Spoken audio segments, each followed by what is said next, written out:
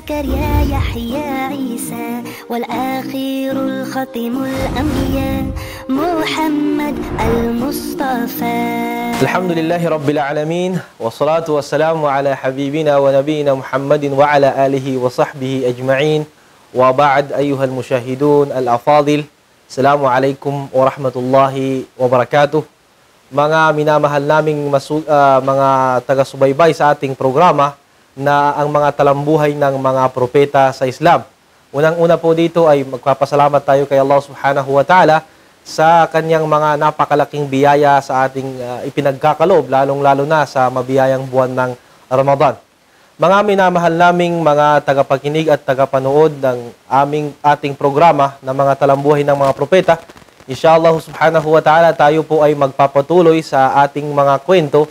At ngayon po sa araw na ito, ating isusunod ang kwento ni Propeta Ibrahim alayhi salam at ang kanyang anak na si Ismail alayhi salam. Mga kapatid sa Islam, ulida Sayyiduna Ibrahim Khalilur Rahmani fi baladin ismuha Babil bayna Dajlatin wal Furati bil Iraq. Si Propeta Ibrahim alayhi salam ay ipinanganak sa lugar kung tawagin ay Babil sa pagitan ng Dajla at ang Furat sa bansang Iraq. Wa kana yahkumu hadha al-balad malikun zalimun mutakabbirun ismuhu Namrud bin Kan'an. At sa lugar na 'yon na kinagisnan at kapanganakan o di kayo pinanganak kung saan pinanganak si Propeta Ibrahim alayhi salam, ito'y pinamumunuan ng isang hari na masama ang kanyang ugali na tinawag na si Namrud bin Kan'an. At ang mga tao, mamamayan sa lugar na iyon ay sumasampalataya sa mga Diyos-Diyosan, sa mga rebulto. Kanu ya'buduna al-asnam illa anna al-a'jab min dhalik anna malikahum Namrud bin Kan'an kana yadda'i annahu ilah wa kana yatlub min qaumihi an ya'buduhu min dunillah. At kahit ang kanilang hari, ang kanilang pinuno na si Namrud bin Kan'an, kanyang sabi na siya raw ay isang Diyos at hinihingi niya sa mga tao, sa mamayan, na siya'y sambahin. Dahil ang kanyang claim, siya raw ay isang Diyos na dapat sambahin. وَمَا أَنَّ هَؤُلَاءِ النَّاسِ كَانُوا يَعْبُدُونَ الْأَصْنَامَ إِلَّا أَنَّ الْأَعْجَبَ كَانَ أَنَّ ذَلِكَ مَلِكُهُمْ نَمْرُودٌ بِنْ كَنْعَانَ يَدَّعِي أَنَّهُ إِلَٰهٌ وَكَانَ يَطْلُبُ مِنْ قَوْمِهِ أَن يَعْبُدُوهُ مِنْ دُونِ اللَّهِ. وفي هذه البيئة الفاسدة ولد خليل الرحمن إبراهيم عليه السلام. At sa pook na yun mismo, sa mga mamamayan, mula sa mga mamayan na kung saan sila ay sumasamba sa mga Diyos-Diyosan, ipinanganak si Ibrahim alayhi assalam. وكان والد سيدنا إبراهيم عليه السلام يعمل نجارا وكان ممن يصنعون الأصنام ويعبدونها من دون الله عز وجل. At mismo ang tatay ni Propeta Ibrahim alayhi salam na si Azar ay mismong gumagawa ng mga rebultong ito. Siya mismo, ang kanyang tatay mismo ang gumagawa ng mga rebultong ito na kung saan ito'y sinasamba ng mga tao liban kay Allah subhanahu wa ta'ala. Wa ma'anna walid sayyidina Ibrahim kana yasna'u al-asnam wa ya'buduha wa huwa qaumuhu illa anna Ibrahim alayhi salam kana la yusharikuhum fi hadha ad-dalal bal kana yarfud dhalika bishiddah. Kahit pa man ito na yung nakagisnan ni Ibrahim alayhi salam sa kanyang mga mamamayan at mismo ang kanyang ama na sumasamba rin sa mga rebulto, sa mga Diyos-Diyosan, ngunit si Ibrahim alayhi salam hindi niya tinanggap ang ganitong gawain, ang pagtambal kay Allah subhanahu wa ta'ala, ang sumamba sa mga bato, ang sumamba sa mga rebulto. O Khalilur Rahman sahibul fitratin naqiyya, dahil si Propeta Ibrahim alayhi salam ay may likas na pagkilala na walang ibang Diyos maliban kay Allah subhanahu wa ta'ala.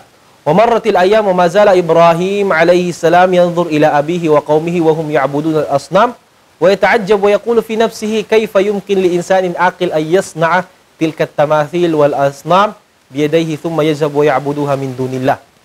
Dahil si Ibrahim alayhi salam ay mayroong fitra, may likas na pagkilala kay Allah subhanahu wa ta'ala, siya ay namamangha sa kanyang mga nakikita mula sa mga mamayan at mismo sa kanyang ama kung bakit ang isang tao may pag-iisip bakit sila sumasamba ng mga ribulto?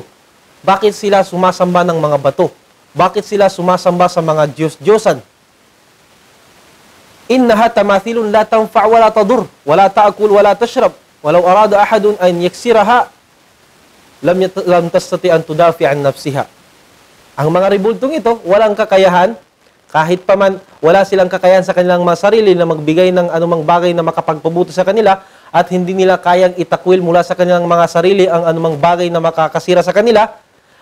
Ang mga ribulto hindi kumakain, hindi uminom, wala tastati'u an tudafi an nafsiha, hindi kayang proteksyonan ang kanilang mga sarili mula sa mga gustong sumira sa kanila. Yun ang mga ribulto. Kaya't namamangha si Ibrahim alayhis salam kung bakit ang mga taong yun na binigyan o pinagkalooban ng mabuting o magandang pag-iisip, bakit nila nagagawang sambahin ang mga bato? Nagagawang sambahin ang mga ribulto. Wabadaat nubuwat Sayyidina Ibrahim alayhis salam wa huwa fi Babil. At dahil doon na nagsimula maging propeta at gawing propeta ni Allah si Ibrahim alayhis salam sa bansang o sa lugar kung tawagin ay Al-Babil. Al-muhim an Allah ibta'athahu bir-risalati wa huwa fi Babil. Faqama bil wajibi alladhi amarahu Allah bihi khayra qiyam. Siya pinagutusan ng Allah subhanahu wa ta'ala na ipaabot ang mensahe ni Allah subhanahu wa ta'ala ng pagsamba, pagkilala sa dakilang Diyos na si Allah subhanahu wa ta'ala at pagsamba lamang sa nag-iisang Diyos na si Allah. Dawat Ibrahim li abihi. Ito yung nangyari. Kana Azar ya'budul asnam. Bal kana yanhituha wa yabi'uha. Ang kanyang ama mismo si Azar, siya yung gumagawa ng ribulto, siya rin yung nagbebenta. Wa syarrul umuri an ya'taqid al-insan aqida batila summa takunu hadhihi al-aqida mawrid rizqihi wa mahat 'amalihi wa ghayat sa'ihi. Ito yung napakasamang mangyayari kung saan kung ang tao ay maliligaw sa tamang landas, at ang paggawa ng mga bagay-bagay, paggawa ng mga ribulto, ito na yung maging daan kung paano siya maghanap buhay. Ito yung kung saan nanggagaling ang kanyang kinabubuhay. So yun yung napakasama. Ikaw ay naligaw sa landas ni Allah subhanahu wa ta'ala, ikaw mismo yung gumagawa ng ribulto, sinasamba mo yung ribulto, dito muna kinukuha yung iyong ikinabubuhay. So yun yung napakasama rito. Wabadihi ay yakuna walid Ibrahim awwal al-mad'uin li'annahu aqraban nasi ilay. Dahil si Azar na kanyang ama, siya yung pinaka malapit na tao kay Ibrahim alayhis salam, kaya't dito nagsimula si Ibrahim. Si Azar, siya mismo ang unang inanyayahan ni Ibrahim alayhis salam upang magbalik loob kay Allah subhanahu wa ta'ala, upang kilalanin ang nag-iisang Diyos na si Allah. Dawatu Ibrahim alayhis salam kulluha rahmah. Lahat ng paanyaya ni Ibrahim sa kanyang da'wa, ito'y nagdadala ng rahma, awa at biyaya sa sangkatauhan o sa kanyang mga nasasakupan. Wa inni la arju min kulli qari ay yaqra al-ayat al-karimah. Ito'y sinabi ni Ibrahim alayhis salam, wadhkur fil kitab Ibrahim innahu kana siddiqan nabiyya idh qala li abihi ya abati lima ta'budu ma la yasma'u wa la yubsir wa la yughni 'anka shay'a. Ito yung sinabi ni Ibrahim alayhis salam sa kanyang ama kung bakit ba nila sinasamba o bakit niya sinasamba ang isang bagay na hindi nakakarinig, hindi nakakakita at hindi nakapagbibigay ng anumang kabutihan sa kanya. Ya abati innaka qad ja'ani min al-'ilmi ma lam ya'tika fattabi'ni ahdika siratan sawiyya. Ito yung sabi ni Ibrahim mismo sa kanyang ama na mayroong pagrespeto, hindi agad-agad sinumbatan o di kaya pinagsabihan ng masama ni Ibrahim ang kanyang ama. Ngunit sa umpisa, siya ay nakipag-usap sa kanyang ama at nagbigay ng mabubuting pangaral at mabubuting salita na mayroong pagrespeto at pagkilala sa kanyang ama. Ya abati inni qad ja'ani min al-'ilmi ma lam ya'tika fattabi'ni ahdika siratan mustaqima. At ang kanyang sabi sa kanyang ama, ako ay nadatnan out o di kayo nabigyan ng Allah subhanahu wa ta'ala ng kaalaman na hindi kailanman umabot sa iyo at hindi kailanman na ipagkaloob sa iyo. Ahdika siratan mustaqima, kaya't kailangan mong sumunod sa aking mga gabay o sa aking mga salita, ahdika siratan mustaqima, upang ikaw ay magabayan sa tamang landas, sa tuwid na landas. Ya abati la ta'budi syaitana, inna syaitana kana lirrahmani asiya. O aking ama, huwag mong sambahin ang syaitan. Dahil ang syaitan, kapag sinunod mo ang kagustuhan ng syaitan, inna syaitana kana lirrahmani asiya, dahil ang syaitan ay sumuway sa kautusan ni Allah subhanahu wa ta'ala. Ya abati inni akhafu ay yamassaka adhabun minar rahmani fatakuna lisyaitani waliya. O aking ama, ako ay natatakot na kapag sinamba mo ang syaitan, ay paparusahan ka ni Allah subhanahu wa ta'ala at ikaw ay makakasama ni Iblis, ikaw ay makakasama ni syaitan sa huling araw. Qala aragibun anta an alihati ya Ibrahim, la in lam tantahi la arjumannaka wahjurni maliya. Dahil doon, hindi tinanggap ni Azar na ama ni Ibrahim ang da'wa mula kay Ibrahim at kanyang itinaboy si Ibrahim at gustong batuhin o di kaya'y saktan dahil ayaw niyang sumunod sa mga gabay mula kay Ibrahim alayhi assalam. So yun yung unang pangyayari dito mga kapatid sa Islam. Dito nag-umpisa yung da'wa ni Ibrahim sa pinakamalapit na tao mula sa kanya, ang kanyang ama. Sumunod dito mga kapatid sa Islam, al-i'tizalu wa thamaratuhu. Dahil sabi ng kanyang ama na kay Ibrahim na siya ay lumayo, itinaboy siya ng kanyang ama, mismong kanyang ama, itinaboy siya dahil ayaw sumunod ni Azar sa katuruan o sa tamang katuruan na sinabi ni Ibrahim alayhi salam. I'tazala Ibrahim alayhi salam abahu wa qawmahu kama i'tazala ma yad'una min dunillahi min asnamin wa awthan. Dahil doon, si Ibrahim alayhi salam ay lumayo mula sa kanyang ama at mula sa kanilang mga sinasambang mga rebulto. Fakana la yushatiruhum fi afrahim al-qawmiyya wa la yabtahiju fi a'yadihim wa nadawatihim. At dahil doon, hindi siya kailanman sumali sa kanilang mga kasiyahan, sa kanilang mga piyesta o sa kanilang mga pagdiriwang. Dahil nga sa ayaw nilang sumunod sa kautusan ni Ibrahim alayhi assalam. Ibrahim alayhi salam yatabarra min abihi wa qawmihi. Laqad badala Ibrahim alayhi salam kulla ma yastati'u min ajli hidayati abihi wa qawmihi. Dahil sa siya pinapag-utusan ni Allah subhanahu wa ta'ala at naging propeta, inubos niya ang kanyang lahat ng kanyang makakaya upang maipabot ang mensahe mula kay Allah subhanahu wa ta'ala. Mismo, unang-una sa kanyang ama at sa kanyang mga nasasakupan sa mamamayan ng Babil. Walakinahu lamma tayakkana min annahu la yuridul hidayata tabarra'a minhu fit tawi wal lahdha. At dahil nga sa nang mapagtanto ni Ibrahim alayhi salam na ang kanyang tatay mismo ay ayaw sa kanya, ayaw sumunod sa tamang kautusan, tabarra'a minhu. Siya ay lumayo at sinabi ay hindi ako kabilang mula sa inyo dahil ayaw niyong sumunod sa kautusan ni Allah subhanahu wa ta'ala. Dumako naman tayo mga kapatid sa Islam kung paano naghikayat o ipinabot ni Ibrahim alayhi salam ang da'wa sa kanyang mga mamamayan.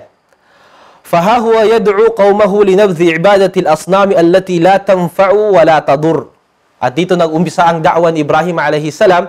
Ipinaabot niya sa kanyang mga mamamayan ang Allah subhanahu wa ta'ala ay nagbawal sa kanila na sila'y sumamba sa mga rebulto, na kung saan ang mga Diyos-Diyosan na ito, ang mga bataw na ito, ay walang maibibigay na kabutihan kapag sila'y sinamba mo. At hindi naman ito nakakasira o makakapagbigay ng masamang bagay kung hindi mo sila sasambahin. So dito nagsimula ang da'wa ni Ibrahim alayhi assalam. At ito'y sabi dahil sa sinabi ni Ibrahim alayhi salam, "Watlu alayhim naba Ibrahim idh qala li abihi wa qawmihi ma ta'budun qalu na'budu asnaman fanadhallu laha 'akifin qala hal yasma'unakum idh tad'un." Tinanong ni Ibrahim alayhi salam, ano ba mismo ang kanyang tatay at ang kanyang mga mamayan, ano ba yung anyong sinasamba? Madha ta'budun o ma ta'budun? At ang sagot nila, qalu na'budu asnaman fanadhallu laha 'akifin.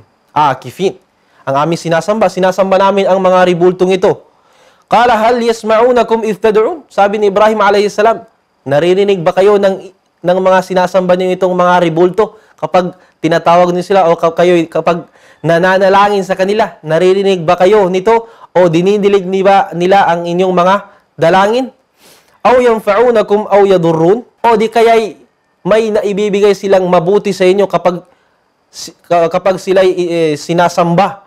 O di kaya'y may naidudulot ba silang masama kapag hindi niyo sila sinamba? So yun yung da'wa ni Ibrahim alayhi salam, kanyang ipinaabot sa mga tao na ang kanilang mga sinasambang mga ribulto ay hindi dapat sambahin. Bagkus ito lamang ay isang bato o anuman dyan, isang kahoy na la yadur o la tadurru wala tanfa. At mga kapatid sa Islam, ganun po nagsimula ang da'wa ni Ibrahim alayhi salam sa kanyang mamamayan. Insyaallah subhanahu wa ta'ala, ating pong ipagpapatuloy sa mga susunod na seri ang ating kwentuhan, ang kwento ni Ibrahim alayhi salam at ni Ismail alayhi salam. Hanggang sa muli, jazakumullahu khairan. Wassalamualaikum warahmatullahi wabarakatuh. إلياس اليسع يونس زكريا يحيى عيسى والآخر الختم الأنبياء محمد المصطفى.